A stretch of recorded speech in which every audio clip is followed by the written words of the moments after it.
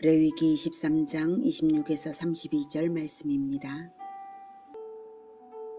여호와께서 모세에게 말씀하여 이르시되 일곱째 달 열흘날은 속죄일이니 너희는 성회를 열고 스스로 괴롭게 하며 여호와께 화제를 드리고 이날에는 어떤 일도 하지 말 것은 너희를 위하여 너희 하나님 여호와 앞에 속죄할 속죄일이 됨이니라.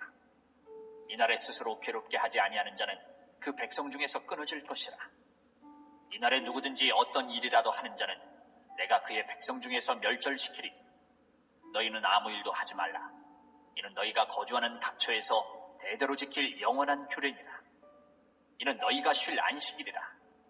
너희는 스스로 괴롭게 하고 이달 아흘의 날 저녁 곧 그 저녁부터 이튿날 저녁까지 안식을 지킬지니라. 사랑하는 형제 여러분, 8월 16일 화요일 새벽 목상에 오신 것을 환영합니다. 레위기 23에서 26절부터 32절까지는 절기 중에 절기, 가장 중요한 날인데요. 속죄일입니다. 절기는 명절, 즉 축제입니다.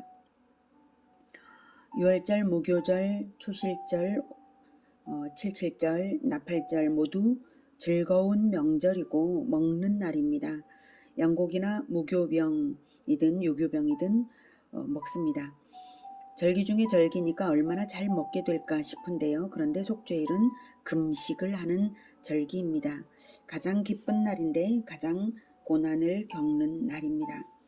27절에 스스로 괴롭게 하라. 이날은 속죄일이니 스스로 괴롭게 하라. 29절에 스스로 괴롭게, 32절에 스스로 괴롭게. 유대 종교력 7월 10일 나팔절 9일 후인데요. 나팔절이 무슨 날이었나요?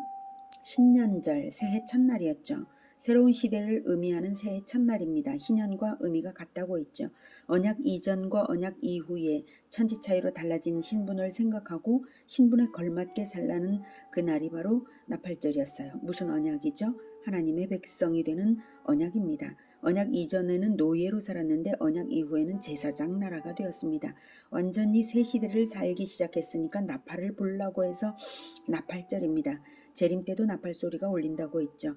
나팔 이전과 이후가 완전 다르다 이것입니다. 그런데 그렇게 나팔도 불고 새 시대를 시작했는데 불과 9일 후에 스스로 괴롭게 하라고 합니다. 모순되게 느껴지죠. 그런데 모순이 아닌 이유가 있습니다. 바로 속죄일이기 때문에, 나팔절 이후 9일 후에 있지만 속죄일이기 때문에, 속죄일은 예수 그리스도의 십자가 대속을 가장 잘 예표하는 절기입니다. 그 속죄일이기 때문에 스스로 괴롭게 하라. 예수님의 십자가의 죽음이 어떤 죽음입니까? 모든 믿는 자를 위하여 모든 믿는 자를 구원하기 위하여 죄 없으신 그리스도의 생명을 내어드려서, 죄 없으신 그리스도의 생명을 단번에 드려진 영원한 속죄의 제사입니다. 히브리서 9장 22절에서는 율법을 따라 거의 모든 물건이 피로써 정결하게 되나니 피 흘림이 없은즉 사함이 없느니라 라고 말씀하고 있습니다. 그래서 반드시 사람이 죄를 씻는 것은 피로써 씻어야 합니다. 죽음으로 죄값을 갚는 것입니다. 죄인을 살리려면 죄 없는 사람이 죽어야 했습니다. 그래서 죄 없는 사람이 단 한 사람도 없기 때문에 하나님의 아들이 직접 사람이 되어서 죽기 위해서 오셔야 했습니다. 히브리서 9장 28절에서는 이와 같이 그리스도도 많은 사람의 죄를 담당하시려고 단번에 들이신 바 되셨고 구원에 이르게 하기 위하여 죄와 상관없이 자기를 바라는 자들에게 두 번째 나타나시리라. 그리스도의 죽음은 많은 사람의 죄를 담당하시는 죽음입니다. 왕의 죽음이니까 백성들의 죄를 담당하신 거죠. 모든 믿는 자는 그분의 백성이 됩니다. 그리스도의 죽음은 단번에 완전하게 드려진 속죄의 제사입니다. 유월절 어린 양도 죄 없으신 그리스도의 죽음인 것은 같지만 속죄일의 제사는 특별히 모든 백성의 죄를 담당하기 위해 단번에 드려지는 점이 예수님의 십자가를 더욱 잘 예표합니다. 속죄일에는 성전에서 특별한 제사가 드려집니다. 그리고 모든 백성들은 그날 성회를 열고 화제를 드리고 어떤 일도 하지 말 것, 그리고 스스로 괴롭게 할 것, 이 세 가지가 지켜져야 합니다. 성회, 어떤 일도 하지 말 것, 스스로 괴롭게 할 것. 스스로 괴롭게 하지 않으면 백성 중에서 끊어지고 어떤 일이라도 하는 자는 멸절시키겠다고 하셨습니다. 절대로 아무 일도 하지 말고 하루 꼬박 고통을 스스로 느끼라. 무엇을 고통스러워해야 하겠습니까? 자기 죄를 고통스러워하라는 것이죠. 그래서 이스라엘은 이날에 금식을 하면서 죄를 회개하였습니다. 성전에서는 특별한 제사가 드려지는데요. 이 속죄일의 규례는 레위기 16장에서 이미 배운 바가 있습니다.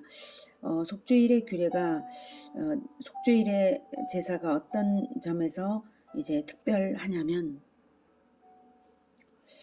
대제사장이 1년에 단 한 번 들어갑니다. 그리고 순념소의 피로 지성소를 위하여 속죄합니다. 그리고 아사셀 염소를 광야로 보내어 온 백성의 죄를 제거합니다. 그리고 스스로 괴롭게 합니다.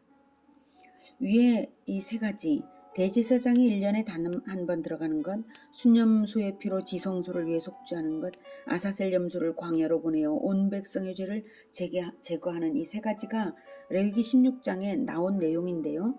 네 번째, 스스로 괴롭게 하라가 23장에서 다시 나온 것입니다. 이 네 가지가 다 16장에 나왔는데 이 부분만을 위해서 23장에서 다시 강조하시는 것입니다. 그러니 이것이 매우 중요하죠. 사실 백성이 가져야 할 실천 태도가 바로 이 네 번째입니다. 이보다 더 중요한 일이 있습니까? 없습니다.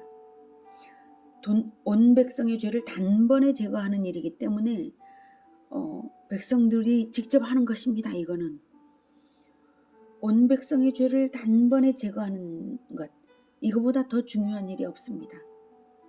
그래서 1번, 2번, 3번은 백성들이 직접 하는 것은 아니잖아요. 성소에서 이루어지는 일이에요. 그런데 이것은 네 번째는 온 백성이 직접 하는 것입니다. 대제사장은 이날 목숨 걸고 지성소에 들어갑니다. 나답과 아비후가 규례를 어겼다가 즉사당했던 일이 있죠.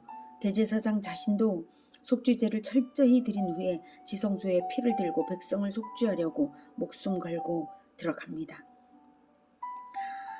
그래서 이 1년에 단 한 번 들어가는 이 일 있고요. 그 다음 두 번째, 그래서 순념소의 피로 지성소를 위해서 속죄하는 일을 대제사장이 하고요. 그 다음 세 번째, 아사셀 염소. 네, 이때 아사셀이라는 것은 무슨 이름이 아니라 완전한 보냄이라는 의미의 개념입니다.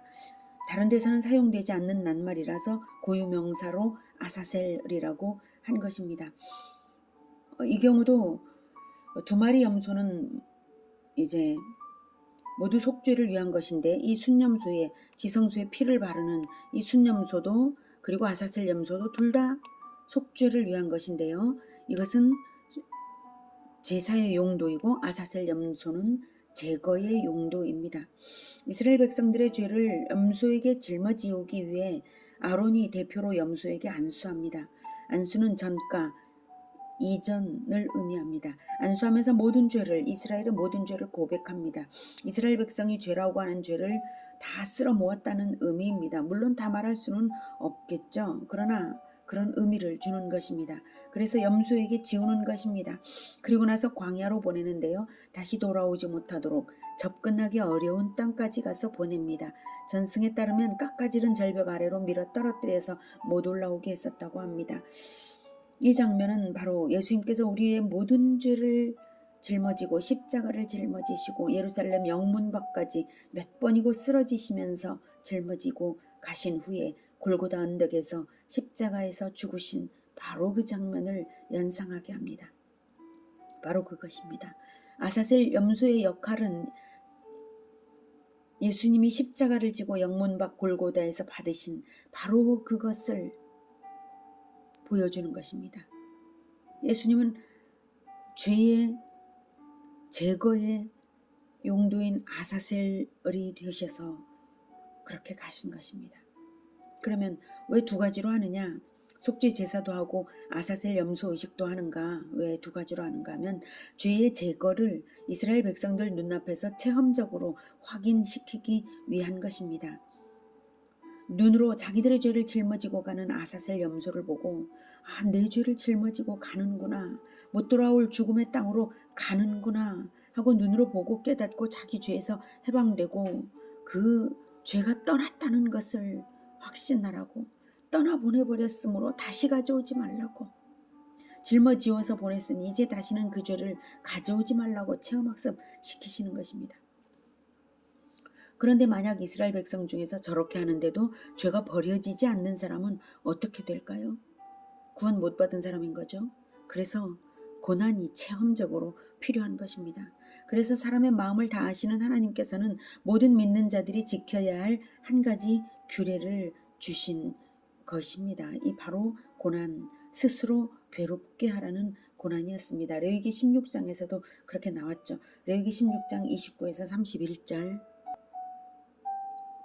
너희는 영원히 이 규례를 지킬지니라. 일곱째 달 곧 그 달 10일에 너희는 스스로 괴롭게 하고 아무 일도 하지 말되 본토인이든지 너희 중에 거류하는 거류민이든지 그리하라. 이날엔 너희를 위하여 속죄하여 너희를 정결하게 하리니 너희의 모든 죄에서 너희가 여호와 앞에 정결하리라. 이는 너희에게 안식일 중에 안식일인즉 너희는 스스로 괴롭게 할지니 영원히 지킬 규례라. 스스로 괴롭게 할지니 영원히 지킬 규례라. 스스로 괴롭게 하는 규례를 명하십니다. 가난한 심령을 가지라는 것이죠.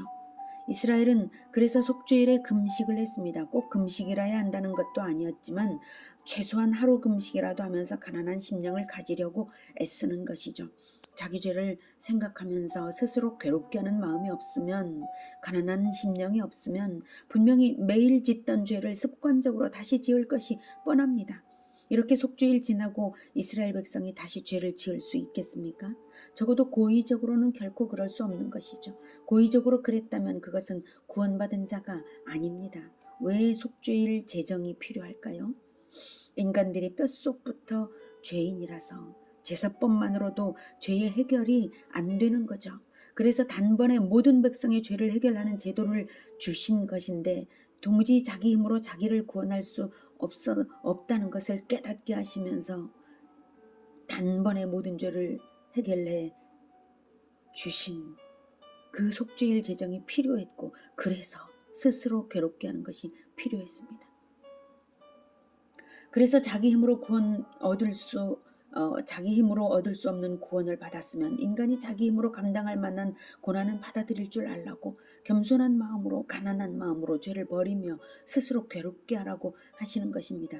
구원이 값비싸기 때문에 구원받은 인간이 고난을 받아들이는 마음은 필수입니다. 그 마음 있냐 없냐에 따라 판결이 납니다. 시편 51편 17절은 하나님께서 구하시는 제사는 상한 심령이라.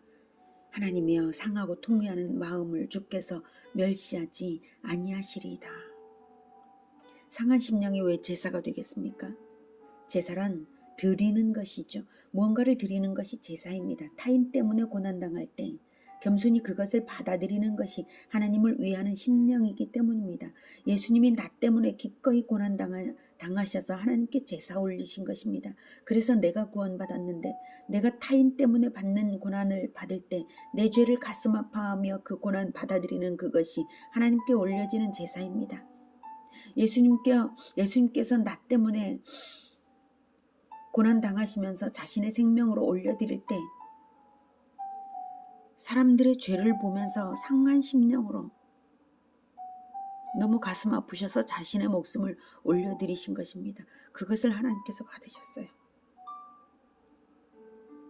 그래서 우리는 내 죄를 가슴 아파하면서 이웃의 고난, 이웃 때문에 받는 고난 받아들이면서 그 사람도 구원받으라고 그 고난 받아들이면서 그것을 하나님께 올려드리는 것입니다. 그것이 하나님께 제사입니다. 내가 예수님을 죽였구나. 나 때문에 죽으셨으니 내가 죽였지. 죄 없으신 예수님도 타인의 죄 때문에 죽임 당하셨는데 나 같은 죄인이 이런 고난 당하는 것은 당연하지.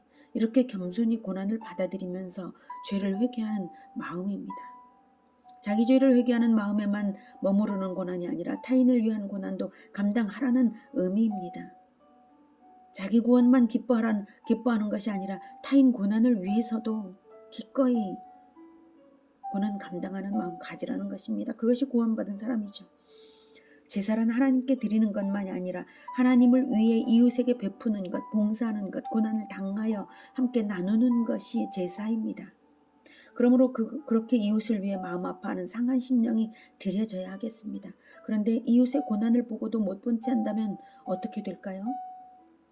누가복음 16장 19에서 25절은 누가복음 16장 19절부터 한 부자가 있어 자색옷과 고운 베옷을 입고 날마다 호화롭게 즐기더라. 그런데 나사로라 이름하는 한 거지가 헌데 투성이로 그의 대문 앞에 버려진 채 그 부자의 상에서 떨어지는 것으로 배불리려 하네. 심지어 개들이 와서 그 헌데를 핥더라. 이에 그 거지가 죽어 천사들에게 받들려 아브라함의 품에 들어가고 부자도 죽어 장사되매 그가 음부에서 고통 중에 눈을 들어 멀리 아브라함과 그의 품에 있는 나사로를 보고 불러 이르되 아버지 아브라함이여 나를 긍휼히 여기사 나사로를 보내어 그 손가락 끝에 물을 찍어 내 혀를 서늘하게 하소서. 내가 이 불꽃 가운데서 괴로워하나이다. 아브라함이 이르되 이에 너는 살았을 때에 좋은 것을 받았고 나사로는 고난을 받았으니 이것을 기억하라. 이제 그는 여기서 위로를 받고 너는 괴로움을 받느니라. 이 부자가 특별히 악한 행동을 한 것이 아닙니다. 다만 고난을 회피했을 뿐인데 지옥에 간 이유가 무엇인가요? 그가 아버지 아브라함이여 아버지 아브라함이여 라고 부르는 것을 보면 분명히 언약 백성 중에 있었는데 왜 음부에 들어갔을까요? 언약 공동체 중에 있다면 언약 관계자인 행위가 나타나야 하는데 그게 없었던 것이죠. 언약 관계이면 언약의 주가 자기 생명처럼 아끼는 가난한 나사로를 돌봤어야 하는 것이죠. 언약 관계란 언약의 주의 형제인 가난한 이웃과도 언약 관계인 것입니다.